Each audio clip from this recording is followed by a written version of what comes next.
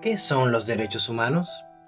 Son los derechos que todas y todos tenemos por ser humanos. Son libertades garantizadas para tener una vida más digna, más humana. Es el trato que mereces por ser persona. Sin distinción de sexo, género, nacionalidad, origen étnico, idioma, religión o cualquier otra condición. Mi reflexión de la clase de esta semana fue en cuestión a la importancia de poder hablar sobre una nueva división de derechos humanos en Ecuador, donde analizamos temas como lo es el buen vivir, la participación, la libertad, grupos de atención prioritaria y sobre todo la protección, por lo que considero muy importante el poder hablar del buen vivir, el cual considero que debe ser un tema muy prioritario y no debe pasar por desapercibido, ya que es importante por parte del Estado el poder satisfacer las necesidades de cada ciudadano y sobre todo ofrecerles una calidad de vida digna, donde el Estado al ser humano se lo pueda ver desde una universalidad de derechos humanos, asimismo teniendo en cuenta que todos somos diferentes en identidades. Es por esto que una vez más el poder hablar de temas de universalidad en la clase de esta semana llego a la conclusión de que es un tema muy dejado de lado en una sociedad en donde vemos que cada vez existen más casos de discriminación, de vulneración a los derechos humanos. Es por esto que considero muy importante, primero desde mi perspectiva como estudiante y en un futuro como profesional en trabajo social, la importancia de poder hablar de estos temas de universalidad sin dejarlo de lado, sin que sea un tabú, sin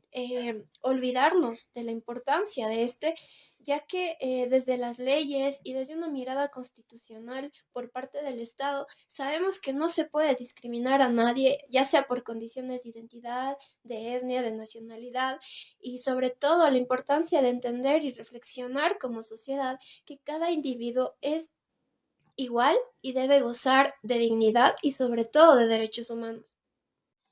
Como es conocido, al hablar también de derechos humanos aparece un tema muy importante, que es la transnacionalidad, el cual consiste en que los derechos humanos deben ser iguales en todos los países y que las diferentes nacionalidades no son una condición para discriminar a nadie por su nacionalidad y mucho menos una excusa para poderlos privar de su goce efectivo de los mismos. Por otro lado, también hablamos de progresividad y sobre todo de irreversibilidad, en donde es importante reconocer que los derechos humanos deben mantenerse a un margen de protección en el tiempo. Es decir, no podemos volver a un nivel menor de protección como lo existía antes. Desde aquí me pareció súper importante reflexionar desde el ejemplo de Matilde Hidalgo, quien se convirtió en la primera sufragista del Ecuador y de América Latina. De igual manera, se convirtió en la primera concejal y la primera vicepresidenta. Desde aquí parte la importancia, desde que día a día se rompa con las ideas de que las mujeres no pueden realizar o ser parte de las decisiones que se tomen en un estado.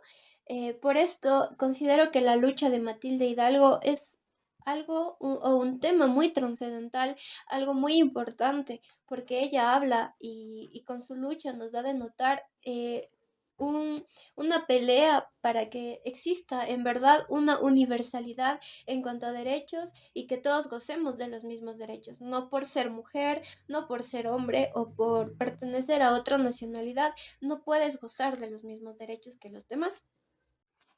Y por último, en base a obligatoriedad de derechos humanos por parte del Estado ecuatoriano, creo y considero como estudiante, como parte de la sociedad, el poder seguir teniendo conocimiento sobre estos temas, sobre todo de reconocer que un Estado de derechos, estos deben ser respaldados, deben ser respetados y no vulnerados. Es así que en esta clase el poder reflexionar de temas variados provoca el poder reflexionar sobre lo que estamos viviendo día a día como sociedad. Es verdad que existen garantías, que existe la obligatoriedad y mucho más, pero sin embargo seguimos bajo un nivel de vulneraciones. Por eso como reflexión me queda poder seguir viendo desde una perspectiva de derechos, desde un enfoque de respeto y garantía, porque considero que todos tenemos que vivir bajo este paradigma de respeto, vivir bajo un paradigma de derechos humanos y poder hablar de este tema sin tapujos, sin cohibirnos, porque es un tema que nos compete a todos como sociedad, sobre todo si queremos lograr un cambio para evitar más vulneraciones y evitar que no exista esta obligatoriedad por parte del Estado.